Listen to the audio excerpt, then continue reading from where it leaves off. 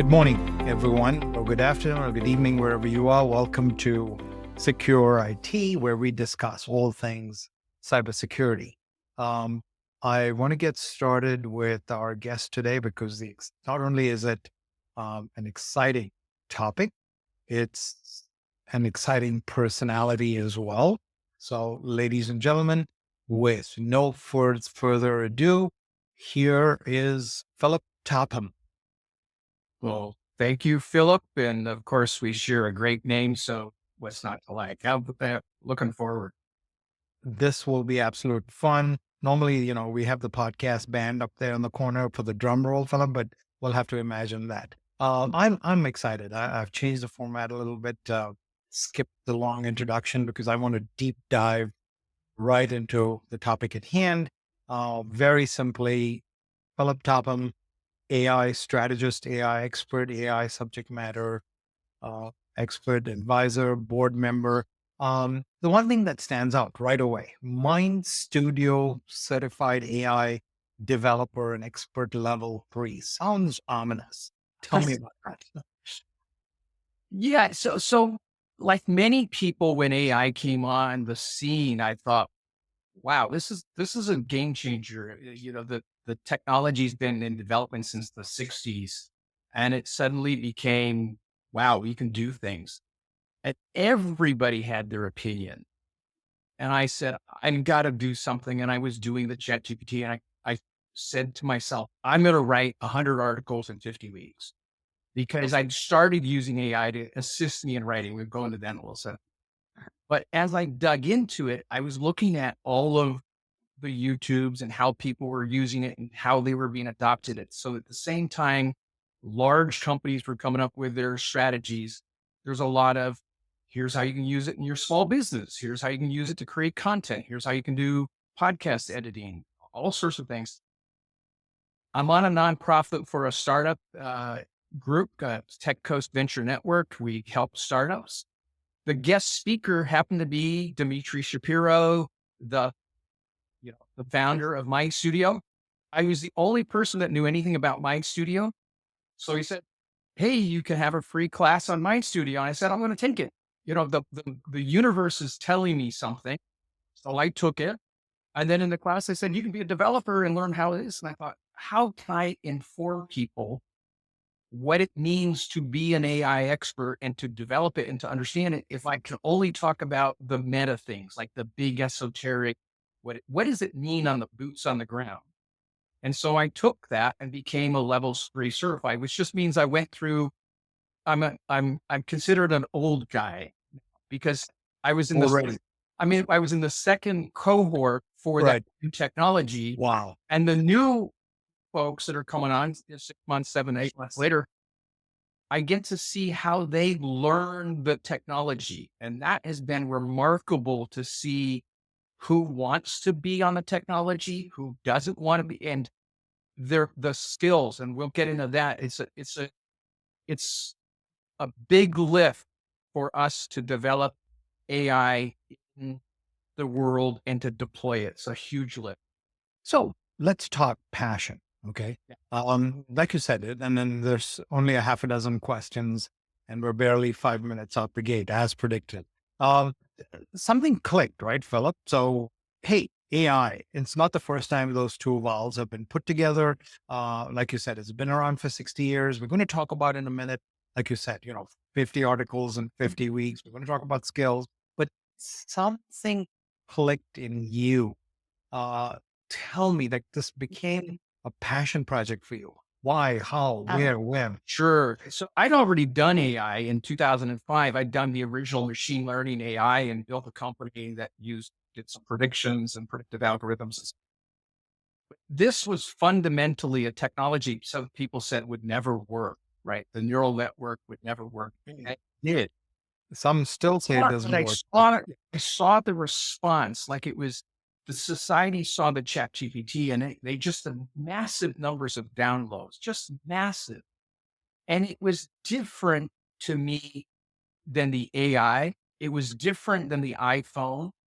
There was an emotional component, and I read, why am I going to sit on the sidelines and watched this huge tsunami of change and things. And I started thinking about it and I realized it's not the technology, it's the people. It's like what it does to us, to our society, to my children, to my grandchildren, and what shape. That's why it became a passion project because I saw it more than a technology. I saw it shaping companies, communities, everything. And that said, I can not talk about it or I can learn and do something and Something about move the needle a little.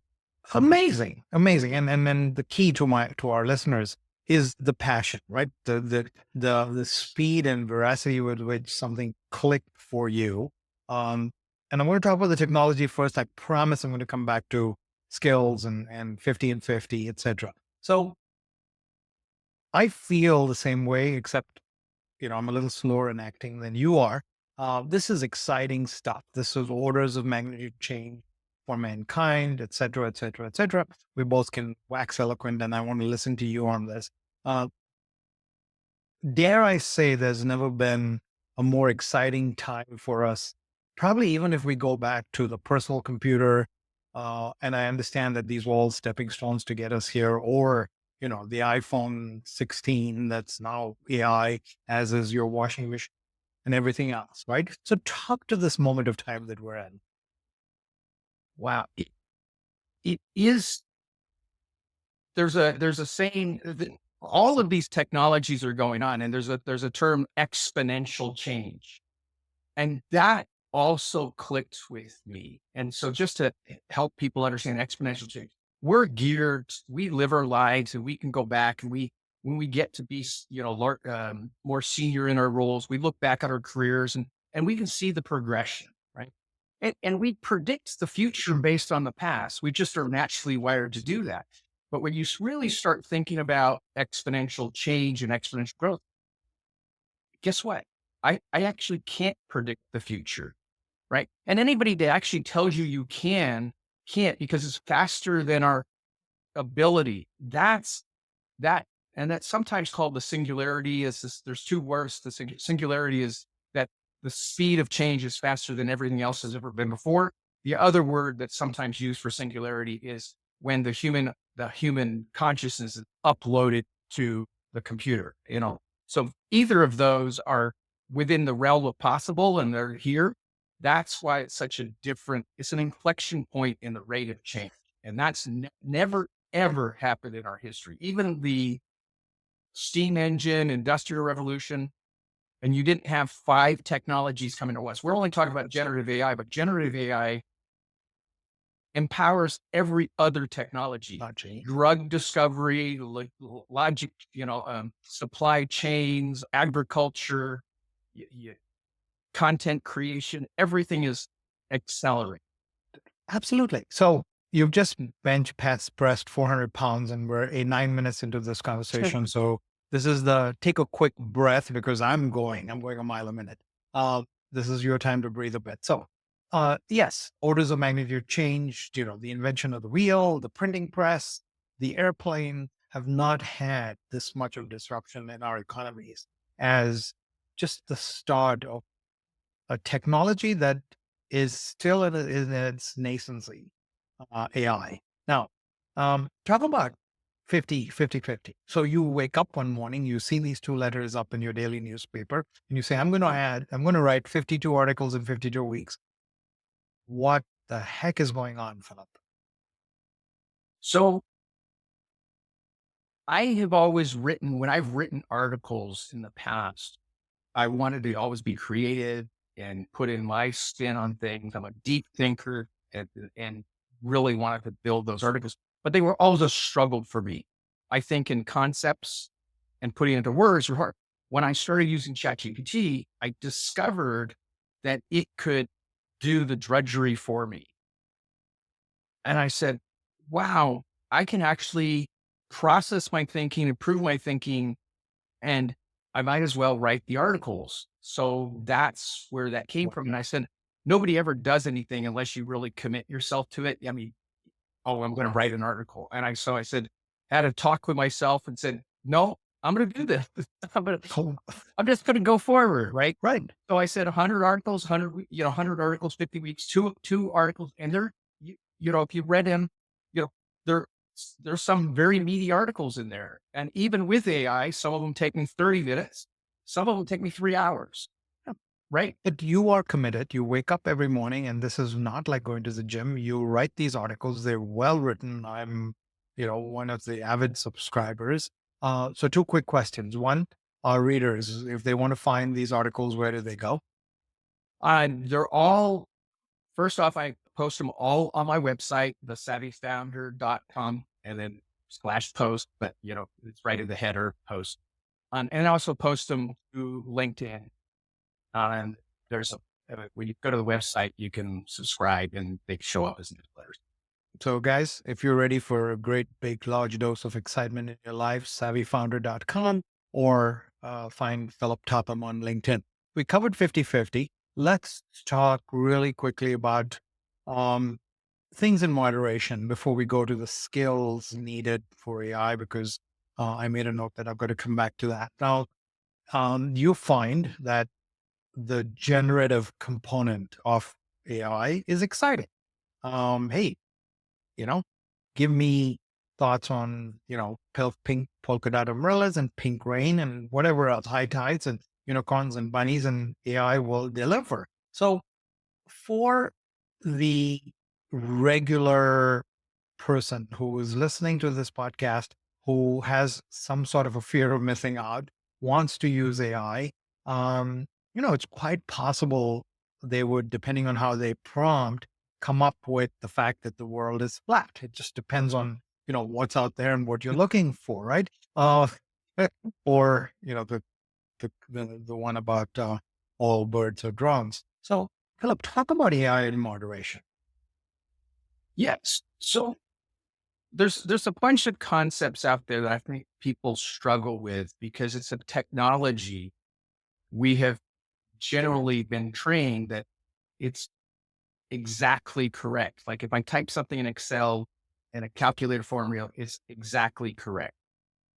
But you got to remember the AI has been trained on us humans, and it's our good stuff and our foibles and our bad stuff all together.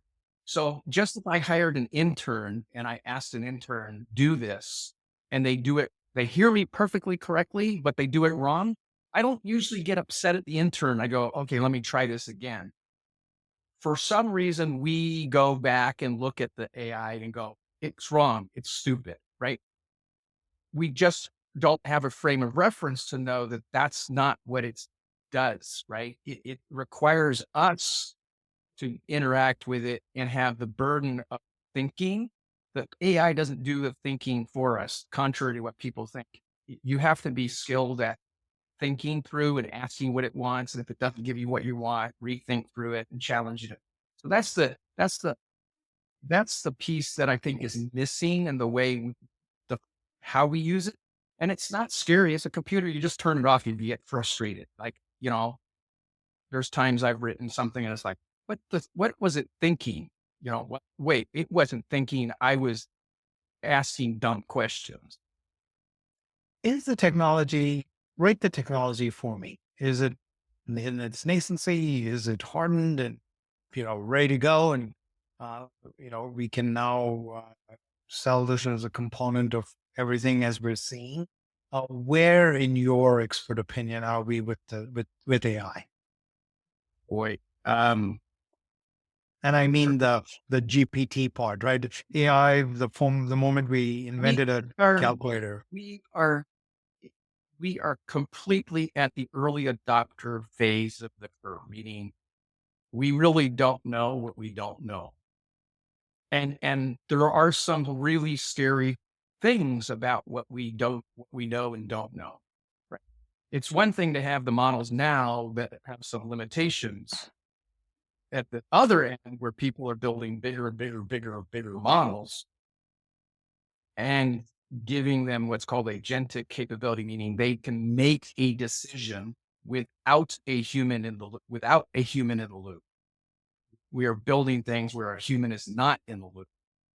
I'm actually bothered by that quite a bit. That's the part where I am a you know, be very careful what you want to build. Put the guide rails on it. Be very thoughtful about it. Writing an article is not going to kill anybody.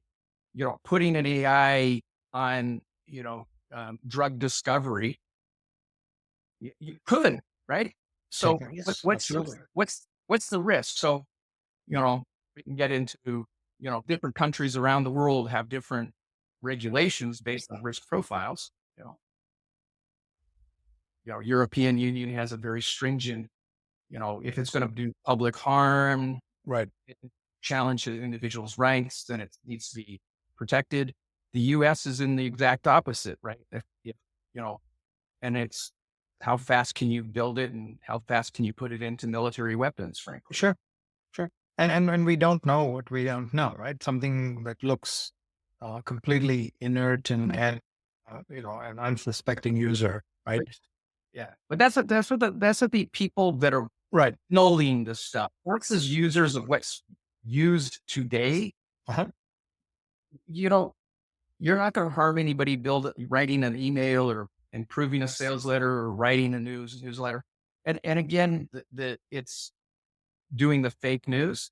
If I'm a bad person and want to do fake news, that's on me. It's not on the technology. That's not a technology problem. It's a societal problem. It's an organizational problem. It's an ethics problem.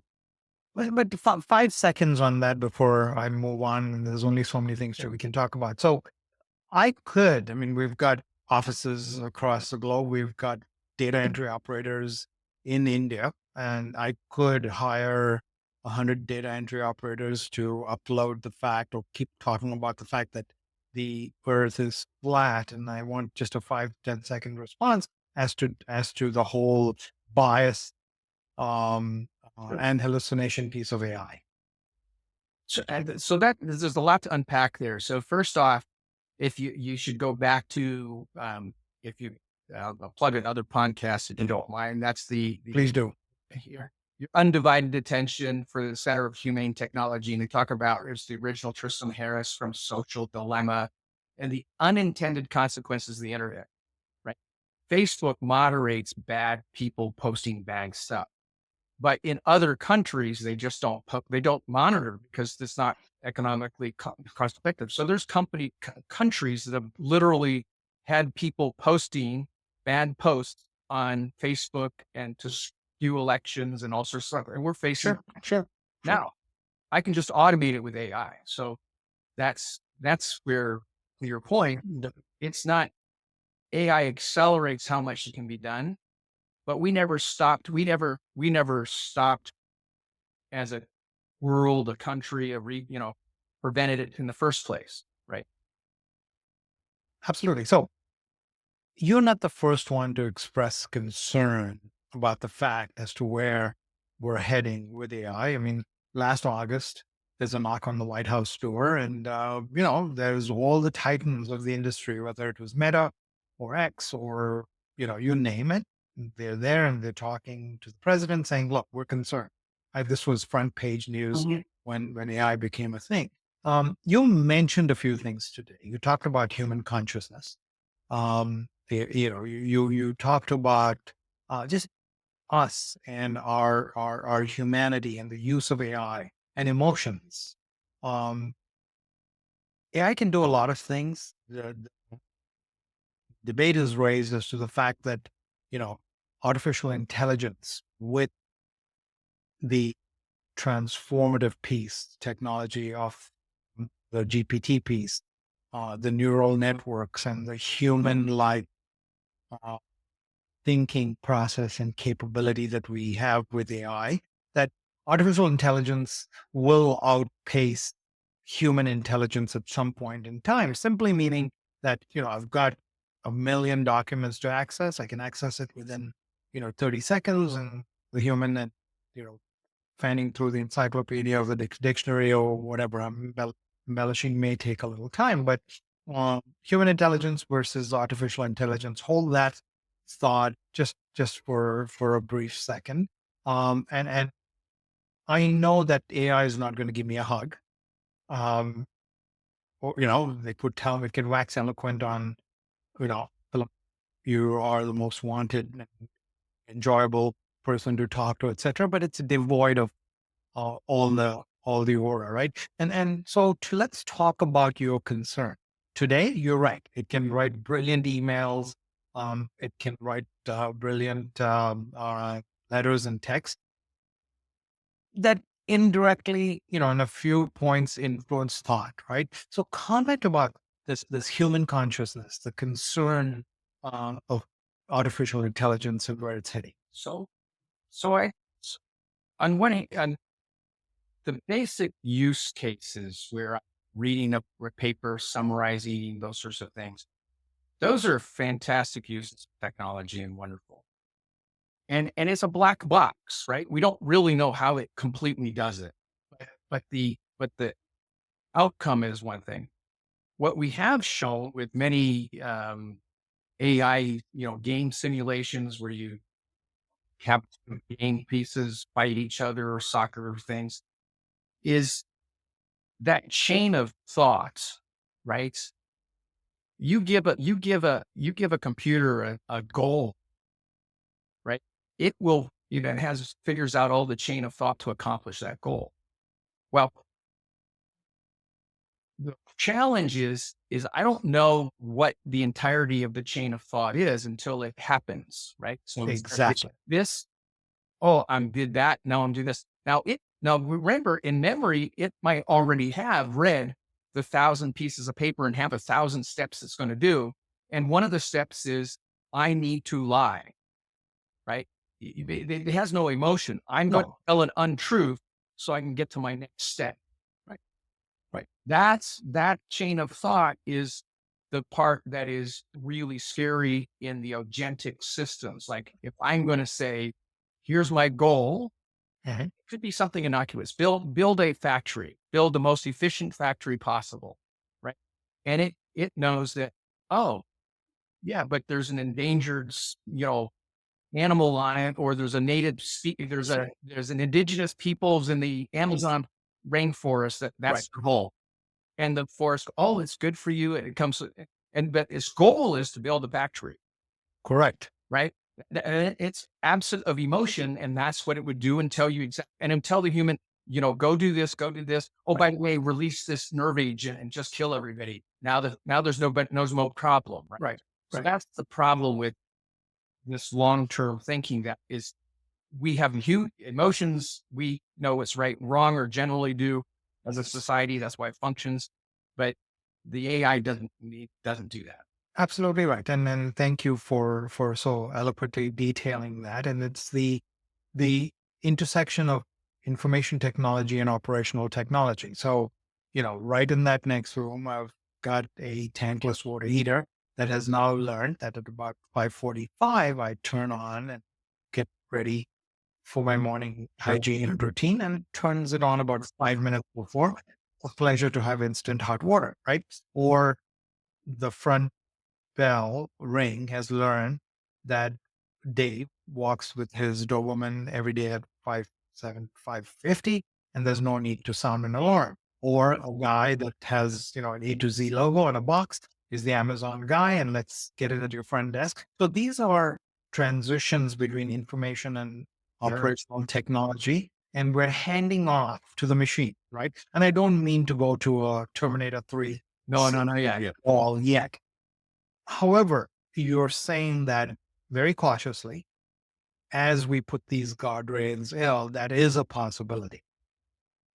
Yeah. If you have a machine and you give it a strategy and you've allowed it to have a chain of thought of thousands and thousands of steps, and it has the memory to do it, I, the human, can't evaluate that. Now, your examples of, can I evaluate whether the machine always does the hot water correctly? That's a really tiny task. It's well within my ability to understand, see, observe. But if I gave it 1,000 steps, right?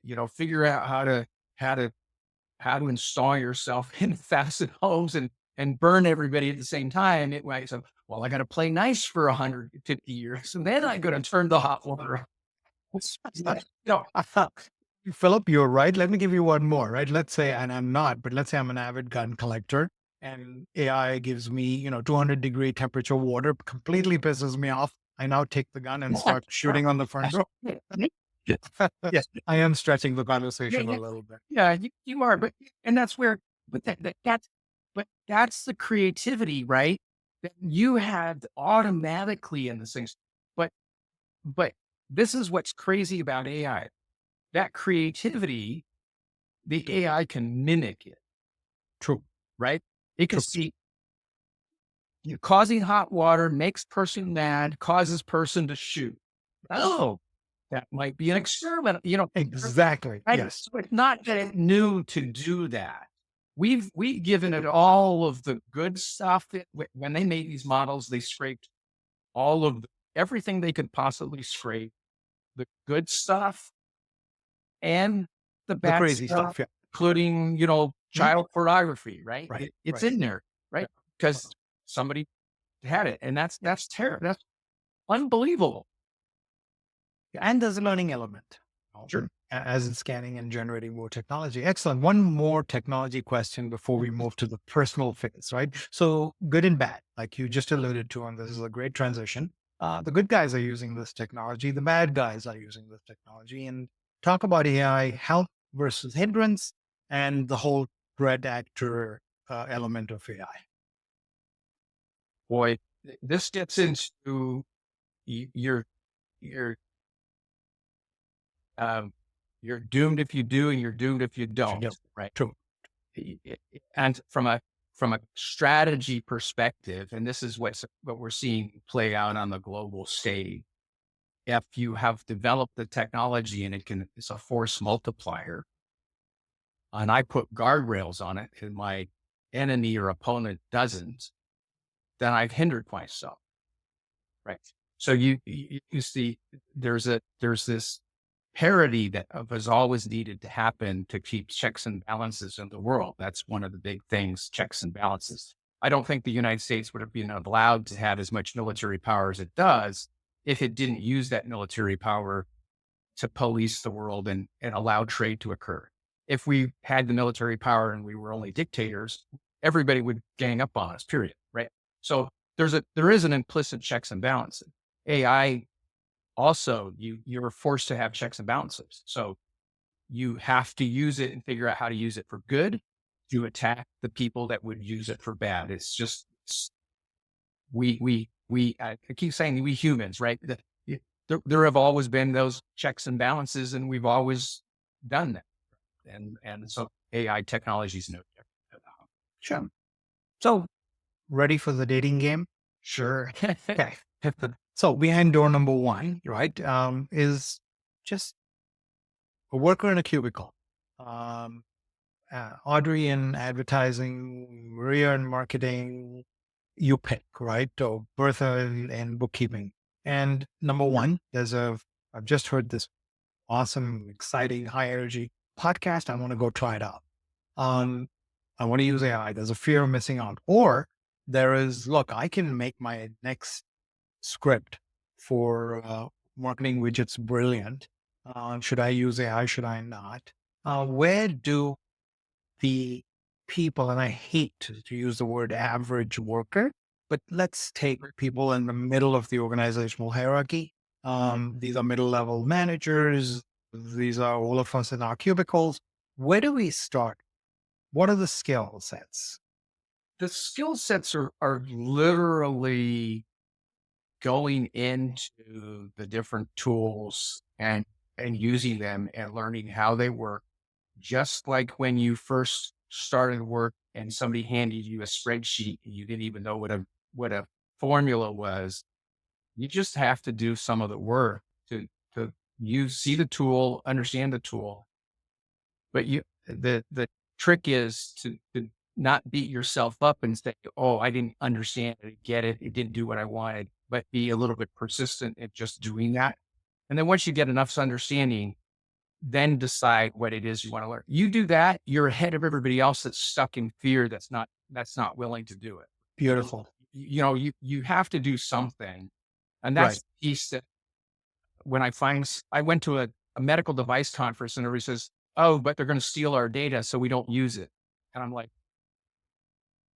you personally don't want to use it, so use it at home. Figure out, plan your next vacation, plan your meals. You know, yeah, come up with Or plan your vacation and your meals. my vacation, your meals, Right. and your activity, whatever you Right. do. Learn what it can do in your head. That's my biggest advice. Love it. Thank you. That exactly.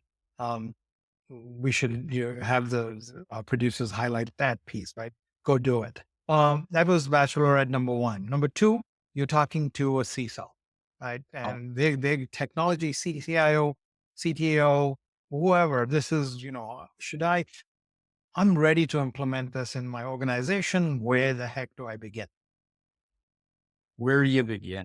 So you begin by similarly getting educated, but the biggest thing I want to stress is do not be in a news bubble. So if you are a CISO, you only go to CISO conversations. That all you'll hear. If you go only to AI conversations, you'll hear like that's one thing I have to be very cognizant of. I'm living in the AI bubble. So when I talk about what I know is tremendous, but I need to step out of that bubble and talk to people that are like not doing AI, right? And so if you're a CISO and you're thinking about AI, you need to talk to the CISOs that are not doing AI, and you need to talk to the people that are never going to do it, because you need to come up with your strategy and understand what it is and how to implement it. So that's the number one thing. Don't get stuck in the weeds of learning something. Really make sure you're looking at the elephant from all sides. Wise words. You've talked and outlined a lot of these documents on Savvy Founder and in your blogs, and so go find the other Philip. Uh, Last door or last bachelor or bachelorette, closer to your heart. This is where we met in the PDA Association. I'm a member of the board. One of the basic tenets of being a board member is nose in, hands behind your back, right? And I need to know that the organization I am advising or overseeing, I need to understand a little more about AI. Give me some guidelines. So naturally, people that are board members are normally over the age of 50. And my observation, I'm kind. Yes.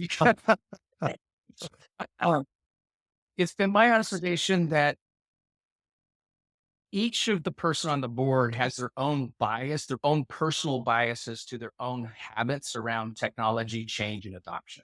Right? They might have been the person to run out and buy the latest and greatest iPhone, the latest and greatest smart TV, or wait for 5 models later. Right. My biggest message to them is when they're advising, they're bringing their biases to the table. The change is happening so freaking fast, exponential change. As board members, we cannot afford to bring our personal bias to it. We have to look at how fast the world is changing, and we as board members have to move as fast as the world is changing. If we're not moving as fast as the world is changing, that means changing our own behaviors. Like if meaning if I'm not willing to use ChatGPT, then how can I even be yes, you have to have your own fingers in your own person.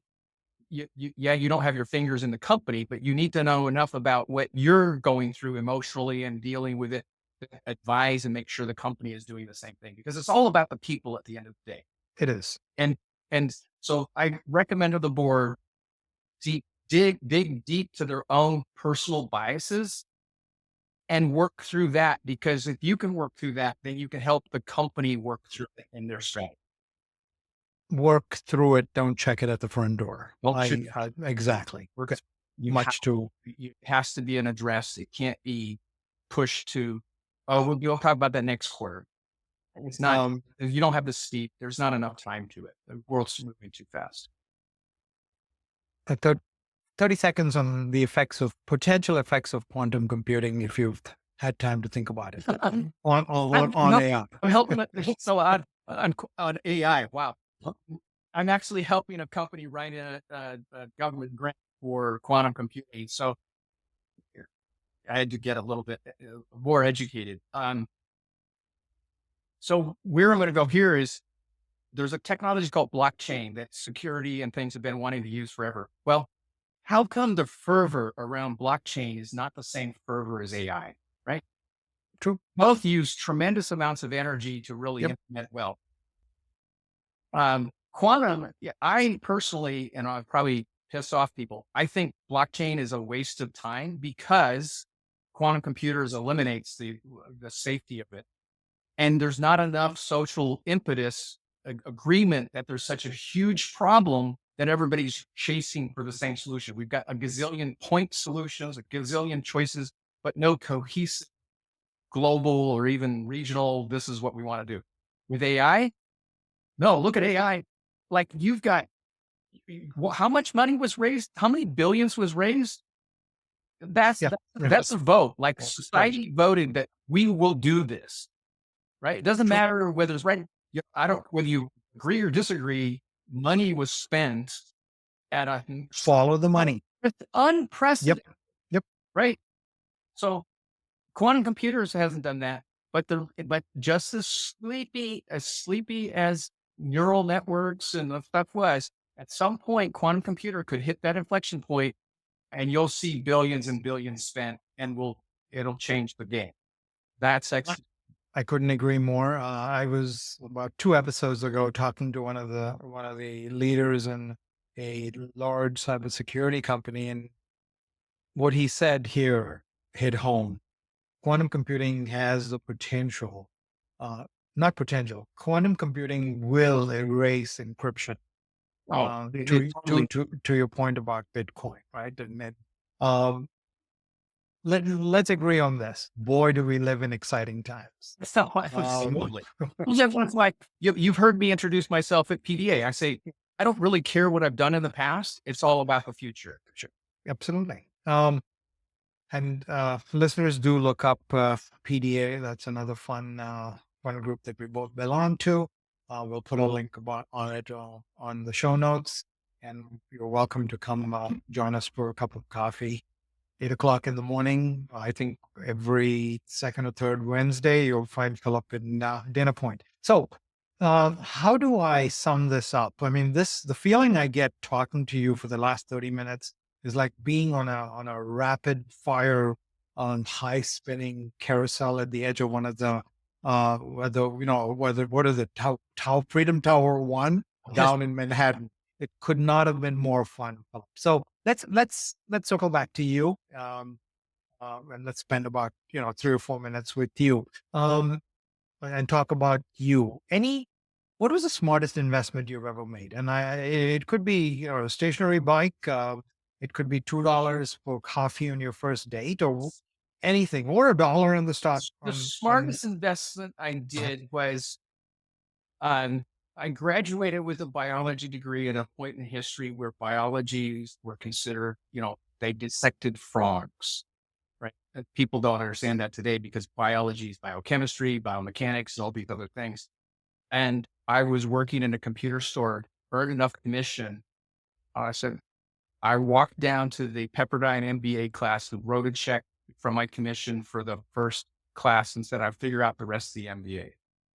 That was probably my smartest decision because it changed the rest of the course of my life. So,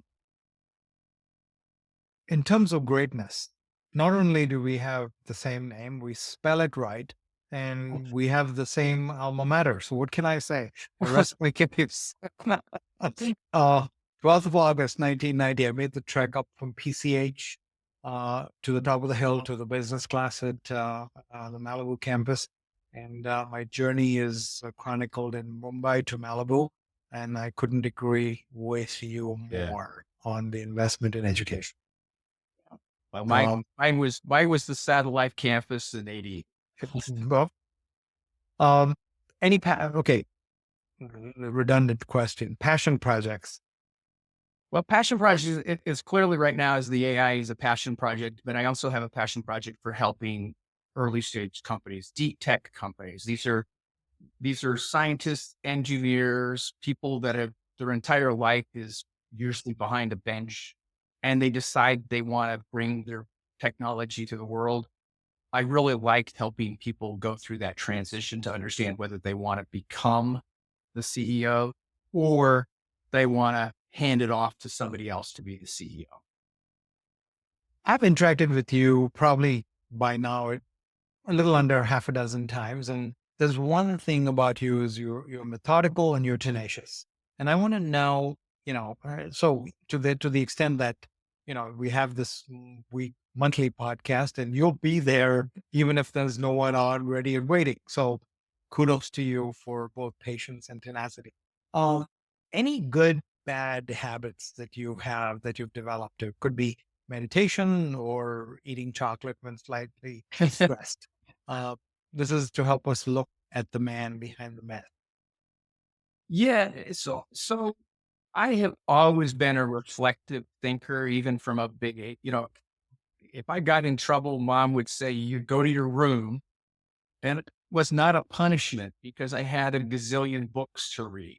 And I grew up on sci-fi in the days when sci-fi was that. So that was very expensive. And so I have this method. So giving your self permission to just like chill and reset the brain and just giving yourself permission to think. Yeah. I, I have a simple mantra of, um, consume, digest, reflect, share, which is we Consume, so digest, we are consuming information all the time. right? It's like going to a smorgasbord. We can pig out and eat all Hmm. sorts of things. Hmm. Most people do that. They pig out. And I say, wait, you go try some stuff, like digest, like let it go to the stomach, let it go through you. And it's going to take a process. It's a process. You got to digest it. Oh, I like that. And reflect on then reflect on what do you like and why do you like it? Right. Oh, because, if I like beer, but I'm not going to go consume a bunch of beer because I'll get fat and lazy. I don't know, but you've got to reflect to understand once you sort of go through that learning, that tree of knowledge, share it, and you don't need to share it with the world, share it with somebody because it's gratifying to share your knowledge with somebody. That's personally what I think the world is missing is deep, intimate conversations because everything's a transaction. We realize everybody is human when we have deep, intimate conversations. And this is one of those, right? And I hope the audience can get a sense of that. Absolutely beautiful. Not just the conversation part, but what you just said. Sci-fi and the tree of knowledge. And I say this as I have Yoda watching over me. Uh, you know, What's your favorite sci-fi book? I'm going to turn it back. uh, movie, yes. Book, I don't have, but I live. I mean, I think George Lucas did you know, deep lessons that I use on a day to day, almost on a day to day basis. And I'll share favorite scene, and then I want to come to your favorite book. But and I talk about this often. It's Luke Skywalker, flying through that narrow gully trying to blow up the Death Star, and the Force says, switch everything off, right?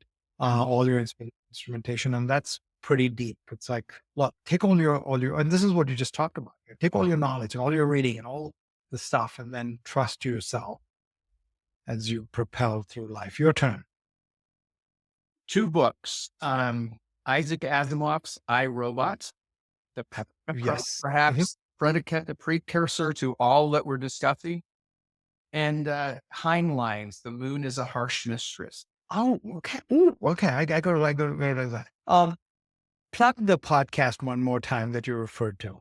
Yes, it's the savvyfounder.com. Oh, the podcast was That too. your undivided attention. Undivided attention. Cool. And of course, we'll savvyfounder.com. We like you already. Rapid fire. In the next 30 seconds, you get to say what you think, don't think, or pass. Okay. Here we go. This is going to really be fun. Religion, Uh, Avoid. politics, Concerned about it. I look at both sides and judge people by whether they're polar or not. What we think. I'll give you a second chance. You've already answered this. Books. I mean, nothing to top iRobot. I Nothing, agree. nothing Yeah. top those. Yeah. Okay. Music. Boy, everything from classical, piano, jazz, teen pop. Oh, I regularly go to Alexa and choose a different genre. And if I've listened to a genre too many times, I flip through the genres, choose a new genre. good for you. So you practice what you preach. Should be interesting. You actually said teen pop and classical in the same sentence. Good for you, Philip. Historical figures. Um, Henry Kissinger, Wow. Okay. Napoleon, Hmm. and Napoleon, Churchill, and Isaac Asimov as well. Um, I see your Henry Kissinger, and I raise you Nixon as controversial as the ending was, just in terms of political disruption. So, um, interesting. I had the opportunity to talk to one of his senior advisors much after he left the White House, and sure, an extremely intelligent man. And we'll save your thoughts on Henry Kissinger for another podcast. But well said. Last but not least, lessons from grandma. Lessons from smile and take life not less serious. She always had a smile. That was really what it was. If something broke, it wasn't bad. It was like a laughing point. Like she would laugh if she broke a glass. The one I like is happiness. To your point about smiling, is having simpler problems to solve. I'm starting to live by that because it implies that we're going to die having problems, and we get to pick the simpler one and navigate through life. This truly, from deep within my heart, has been a ton of fun. I've been on the edge of my seat. I'm going to get chided by Melvin, who's producing this, for not staying still, but it was exciting, Philip. This was fun. It was fun. It was Yeah. really, it's always, it, it's fantastic, frankly. I get to share some of the things and you post some different questions in different places. So I get to, help make that easier. So, Good. And you're on record. You can't say no. We're going to do this again. okay. Okay. uh, Philip, again, thank you so much. Ladies and gentlemen, thanks for joining us on this absolutely fun episode of Secure IT as I continue the discussion with customers, vendors, end users, and employees. This one is truly going to be a hard one to top.